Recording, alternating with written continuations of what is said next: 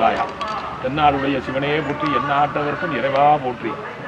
தோடுடைய செவியன் விடை ஏறியோர் தூவன் மதிசூடி காடுடைய சுரலை பொடி பூசி என் உள்ளம் கவர்கள்வன் ஏருடைய மலரான் உன்னை நான் பணிந்து ஏத்தருள் செய்த தீருடைய பிரம்மாவரவிய பொம்மானவன் என்றே. ஓம் நமச்சிவாயா. திரு அண்ணாமலை அர்க்காசக்தி மறுப்பா திருவடிகளே சரணம் சரணம். அடியருடைய சீடர் சர்க்குரு சித்தர் சிவலோகநாயகி சுவாமிகள் இந்த தீட்சையை பற்றி பல ஆன்மீக பக்தர்களும் பல ஆன்மீகவாதிகளும் சந்தேகங்களை கேட்டுக்கொண்டிருக்கிறார்கள். அதனுடைய விளக்கத்தை நாங்கள் தெரியப்படுத்த வேண்டும் என்று என்னிடம் கேட்டிருக்கிறார்கள். அடியேன் உலக மக்கள் ஆன்மீக மக்கள் அனைவரும் தெரிந்து கொள்வதற்காக சில விளக்கங்களை தங்களுக்கு இதை பற்றி தெரியப்படுத்துகிறேன். ஓம் நமச்சிவாயா. தீட்சை என்பது தீட்சை பெற வேண்டுமா பெற வேண்டாமா என்று ஒரு கேள்வி எழுந்துள்ளது. தீட்சை பெற வேண்டும் என்ற கட்டாயமும் இல்லை, பெற வேண்டாம் என்ற கட்டாயமும் கிடையாது. தீட்சை பெற வேண்டும் என்று மனதிலே நினைப்பவர்கள் கண்டிப்பாக தீட்சை பெற்றுக்கொள்ளலாம். அதாவது குடும்பத்தில் இருப்பவர்கள் தீட்சை பெறலாமா, குழந்தை குட்டிகளோடு இருக்கலாமா என்று கேட்கிறார்கள். கண்டிப்பாக குடும்பத்திலே இருப்பவர்களும் தீட்சை பெற்றுக்கொள்ளலாம். இதில் எந்த ஒன்று தவறும் இல்லை. பிரம்மச்சாரிகளும் சன்னியாசியாக ஆகக்கூடியவர்களும் முறையான ஒரு குருவினிடத்திலே முறையான தீட்சை பெற வேண்டும். தீட்சை பெற்று சில ரகசியங்களை, ஆன்மீக ரகசியங்களை, ஆன்மீக நெறிமுறைகளை, ஆன்மீக ஒழுக்கமான நெறிமுறைகளை கடைபிடிக்க வேண்டும். அவ்வளவுதான். ஆகவே தீட்சை தாராளமாக தீட்சை பெற வேண்டும் என்ற எண்ணத்தில் உள்ளவர்கள், பக்தியில் உள்ளவர்களும் குடும்பத்தில் உள்ளவர்களாக இருந்தாலும் தீட்சை தாராளமாக பெற்றுக்கொள்ளலாம். அதன் அடிப்படையில் நடந்து கொள்ளலாம். குடும்பத்தில் இருப்பவர்கள் தீட்சை பெற்றால் அதற்குண்டான விவரங்களும் குருவின் மூலமாக கேட்டு தெரிந்து கொள்ளலாம். சன்னியாசிகளாக சிவனடியார்கள் ஆக வேண்டும் தீட்சை பெறுபவர்களும் அதற்குண்டான ஆன்மீக விளக்கத்தையும் கேட்டு தெளிவு பெற்றுக் கொள்ளலாம். தீட்சை என்பது 3 வகைப்படும். நயன தீட்சை, பரிச தீட்சை, மானசீக தீட்சை. இது 3 வகைப்படும். குருவின் அருளால் அவர்களுக்கு மனதிலே எந்த குருவினத்திலே தீட்சை வாங்கும் என்று அவர்களுக்கு ஒரு உணர்வு ஏற்படுகிறதோ, ஒரு ஆன்மீக பக்தி ஏற்படுகிறதோ, எந்த குருவினத்தை அவர்களுக்கு முழுமையாக நம்பிக்கை ஏற்படுகிறதோ அவர்களிடத்திலே சென்று தீட்சை பெற்றுக்கொள்ளலாம்.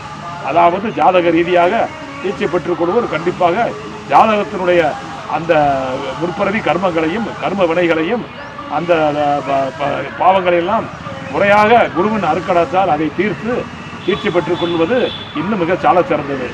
நமது ஆன்மீக வாழ்க்கையிலே குடும்பத்தில் இருந்து கொண்ட தீட்சை வருவோர் தனது மனைவி மக்கள் குழந்தை குட்டிகளோடு நல்லபடியான முறையில் அந்த சிவ ஒழுக்கத்தை சிவ நெறியை கடைபிடித்து தீட்சை பெற்று ஆன்மீக ரீதியிலே ஆன்மீகத்துண்டு ஆற்றலாம்.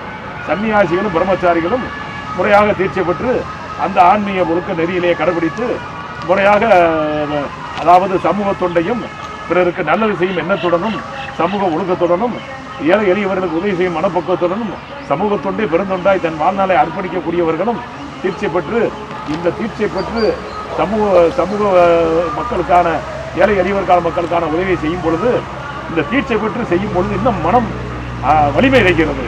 நாம் அதாவது உலக சிந்தனை 5 புலன்களையும் சுட்டறுத்து 6ஆம் இடையாகிய ஓம் நமச்சிவாய ஓம் நம நாராயணா என்ற நாமத்தை மனதிலே நினைத்து கொண்டு நாம் நம்முடைய ஆன்மீக சித்தாந்தத்தையும் ஆன்மீக யோக தவ பலன்களையும் நாம் அதையும் கடைபிடித்து கொண்டு நம்மால் ஒருவருக்காவது நம்மால் பரிபூர்ணமாக உதவி செய்ய முடிகிறதே என்ற மன உறுதி ஏற்படும். அந்த மனத்தின் தன்மையை நாம் அனைவருக்கும் உதவியாக இருக்க வேண்டும். நம்ம இல்லாதவர்களுக்கும் ஏழை எளிய மக்களுக்கும் நம்மால் முடிந்தவரை உதவி செய்ய வேண்டும் என்ற அந்த தர்ம சிந்தனை, அந்த நீதி வலுவா தன்மை, அந்த தர்மத்தின் அருக்கடாக்கம் இந்த தீட்சை பெறுவதனால் நாம் யோக தவத்தில் ஈடுபடுவது நமது மன வலிமை அடைந்து இந்த சிந்தனைகள் எல்லாம் நல்ல ஒரு ஆன்மீக சிந்தனையாக இருந்து சமூக சிந்தனையாக இது செயல்பட நமக்கு வலிமையை குறிக்கிறது, உதவுகிறது.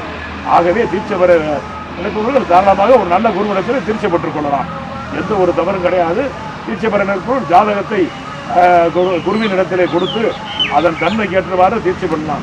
குரு அவர்கள் இதற்கு தீட்சை இப்பொழுது கொடுக்கலாம், இல்லை இதற்கு காலகட்டங்கள் இருக்கிறது, இதற்கு இன்னும் இத்தனை இடங்களுக்கு தான் இந்த ஜாதகாருக்கு தீட்சை கொடுக்க வேண்டும் என்று அவருடைய ஞானத்தின் அருக்கடாச்சத்தால் அவருடைய குருநாதருடைய அனுக்கரகத்தால் தேவப்பிரசன்னம் மூலம் பார்த்து அவர்களே சொல்லிவிடுவார்கள்.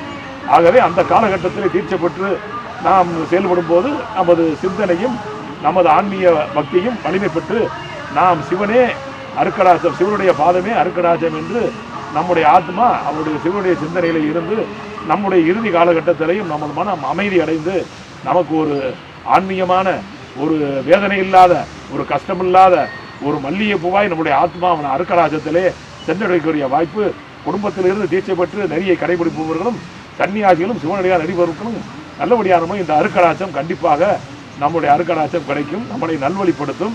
ஆகவே தீட்சை வந்து ஒரு இறைவனிடத்திலே நாம் மனதையும் அவருடைய இறை மன்னத்திலே நம்முடைய உணர்வும் இறை உணர்வும் நம்முடைய இதயத்திலும் இருக்கக்கூடிய ஆற்றல் நமக்கு பரிபூர்ணமாக நமக்கு ஏற்பட்டு கொண்டே இருக்கிறது. ஆகவே தீட்சை பெற நினைப்பவர்கள் இன்னும் பல ஆலோசனைகளை கேட்டு தெரிந்து கொள்ளலாம். ஆகவே இதை பற்றி இன்னும் அதிகமான விளக்கங்களை சொல்லலாம். ஆகவே மக்கள் அனைவரும் ஆன்மீக சிந்தனையில் உள்ளவர்களும் இறை பக்தியிலே உள்ளவர்களும் தனக்கு உண்டான சந்தேகங்களை தனக்கு எந்த குருவிடத்திலே கேட்டால் நமக்கு நல்லபடியான முறையிலே தெளிவு ஏற்படுமோ அந்த குருநாதத்திலே கேட்டு தெளிந்து கொள்ளலாம். இன்று மகான்களும் ஞானிகளும் யோகிகளும் இன்று ஏராளமானவர் இந்த அதிகமாக இந்த தமிழ் தேசத்திலே இந்த தமிழ் மண்ணிலே ஆன்மீக பூமியிலே இன்னைக்கு விளங்கி கொண்டிருக்கிறார்கள். வேறு ஏதேனும் இன்னும் மேலும் பல விஷயங்களை தெரிந்து கொள்ள நினைப்பவர்கள் கீழே உள்ள அடியனுடைய செல் நம்பருக்கு தொடர்பு கொண்டு அடியனுடைய பல விஷயங்களை ஆன்மீக விஷயங்களை கேட்டு தெளிவு பெறலாம். எந்த ஒரு மாற்று கருத்தும் கிடையாது. அடியனுடைய தொலைபேசியிலே தொடர்பு கொள்ளும் போது அடியன் தங்களுக்கு பதிலளிக்கவில்லை என்றால் சங்கடப்பட வேண்டாம், கவலைப்பட வேண்டாம். அடியன் யோக தியானத்தில் இருக்கும் கட்டத்திலே நான் அதை முடித்துவிட்டு சரியான முறையிலே பக்தர்களுக்காக அதுக்கு உண்டான விளக்கத்தை கண்டிப்பாக நல்லபடியான முறையில் தெரியப்படுத்தி அவர்களை வழிநடத்தக்கூடிய ஒரு அனுகிரகத்தை ஏற்படுத்த முடியும். ஆகவே நமக்கு பிடித்த குருவை நாம் தான் தேடி செல்ல வேண்டும். நம்மிடம் குரு தேடி வரமாட்டார். குருவை நாம் கண்டுபிடிப்பது நம்முடைய வைராக்கியம், நம்முடைய ஒழுக்கம், நம்முடைய ஒரு தர்ம சிந்தனை, ஒரு நீதிமலுவா சிந்தனை இவைகள் அருக்கடாச்சத்தாலும் நம்மளுடைய பிறவி பயனாலும் கண்டிப்பாக கிடைக்கும். ஆகவே உலக ஆன்மீக பக்தர்களும் ஆன்மீகவாதிகளும் இறை நம்பிக்கை உடையவர்களும் எதை பற்றியும் சங்கடப்பட வேண்டாம். எல்லாம் சிவபெருமானின் செயல், திரு அண்ணாமலையான செயல். என் குருநாதன் ஸ்ரீ திருவண்ணாமலையிலே ஜீவசமாக நடந்துள்ள என் குருநாதர் ஸ்ரீ மகா யோகி காட்டு சிவா சித்தர், ஸ்ரீ குகை நமச்சிவாய சுவாமிகள், ஸ்ரீ விருப்பாச்ச சித்தர், ஸ்ரீ ஈசானிய சித்தருடைய அருக்கடாச்சத்தாலும் என்னுடைய மானசீக குருநாதர் ஸ்ரீ பழனி போகர் சித்தருடைய அருக்கடாச்ச மகிமையாலும் இன்னும் பல விளக்கங்களை வரும் எபிசோடுகளிலே தாங்கள் சந்தேகங்களை அடியேன் தங்களுக்கு தெரியப்படுத்த கடமைப்பட்டிருக்கிறேன்.